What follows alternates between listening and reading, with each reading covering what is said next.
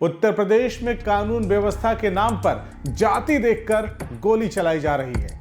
अखिलेश ने आरोप लगाया कि प्रदेश में हुए अधिकांश इनकाउंटर पीडीए यानी कि पिछड़ा, दलित और अल्पसंख्यक समाज के लोगों के हुए। यानी सवाल सिर्फ गोली का नहीं, सवाल यह है कि क्या कानून अदालत तय करेगी या सड़क पर बंदूक तय करेगी। अखिलेश यादव ने कहा कि अगर हर बार एक ही तरह के अधिकारी हर मुठभेड़ में मौजूद मिलते हैं तो सवाल उठना स्वाभाविक है। उन्होंने कहा कि लोकतंत्र में न्याय अदालत से होता है, गोली से नहीं। यह बयान सीधा उस मॉडल पर हमला था जिसे Bhajpa zero tolerance on crime कहती है। अखिलेश ने बिना नाम लिए एक पुलिस अधिकारी पर भी तंज कसा। उन्होंने कहा कि एक साहब तो हवाई चप्पल पहनकर ही एनकाउंटर कर देते हैं। भाजपा के समर्थक इसे माफिया राज के अंत की कहानी बताते हैं, लेकिन विपक्ष इसी मॉडल को डर की राजनीति कह रहा है। अखिलेश यादव ने भाजपा सरकार पर आरोप लगाया कि जब भी सरकार दबाव में आती है तब डर का नया एपिसोड शुरू हो जाता है।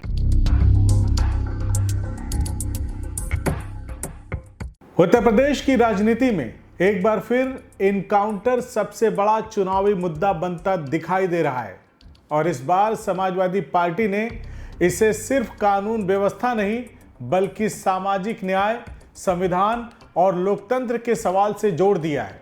2027 विधानसभा चुनाव की तैयारियों में जुटे अखिलेश यादव ने योगी सरकार के एनकाउंटर मॉडल पर ऐसा हमला बोला है जिसने प्रदेश की राजनीति में नई बहस छेड़ दी है।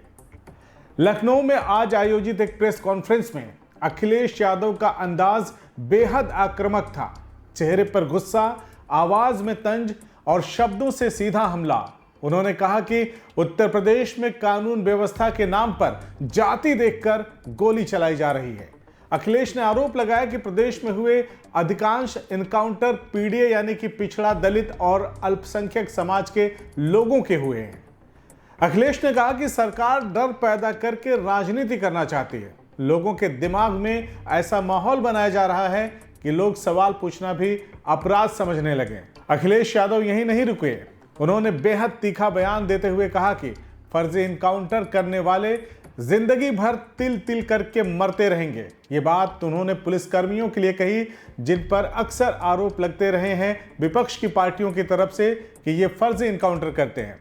इस बयान के बाद राजनीतिक गलियारों में हलचल तेज हो गई है। अखिलेश ने बिना नाम लिए एक पुलिस अधिकारी पर भी तंज कसा। उन्होंने कहा कि एक साहब तो हवाई चप्पल पहनकर ही एनकाउंटर कर देते हैं।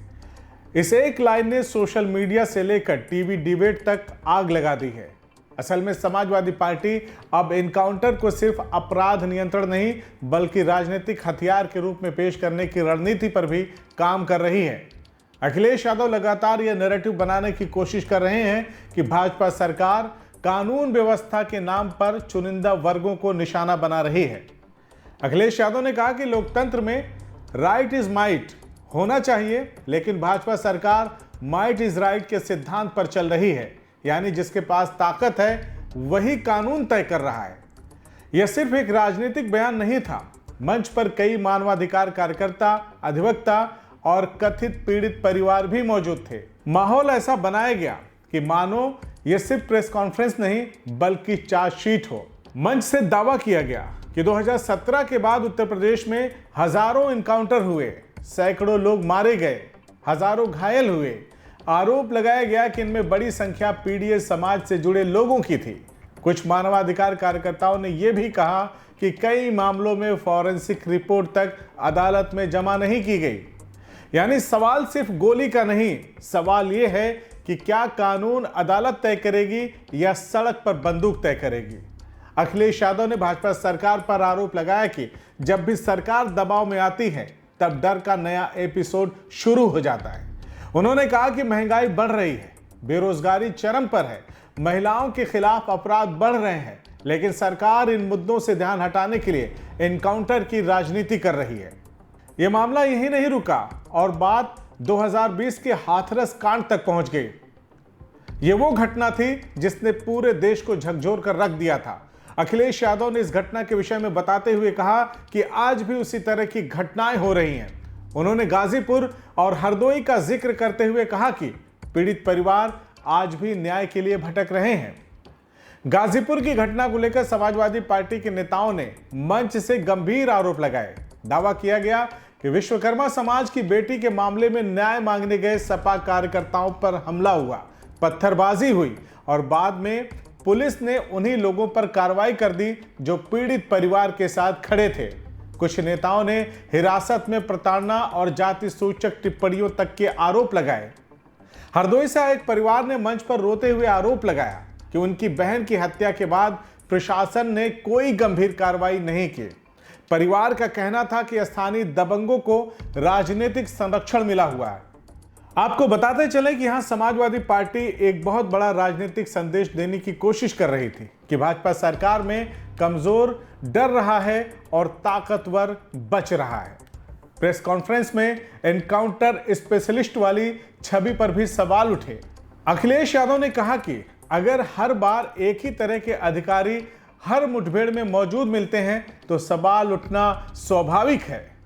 उन्होंने कहा कि लोकतंत्र में न्याय अदालत से होता है, गोली से नहीं। यह बयान सीधा उस मॉडल पर हमला था जिसे Bhajpa zero tolerance on crime कहती है।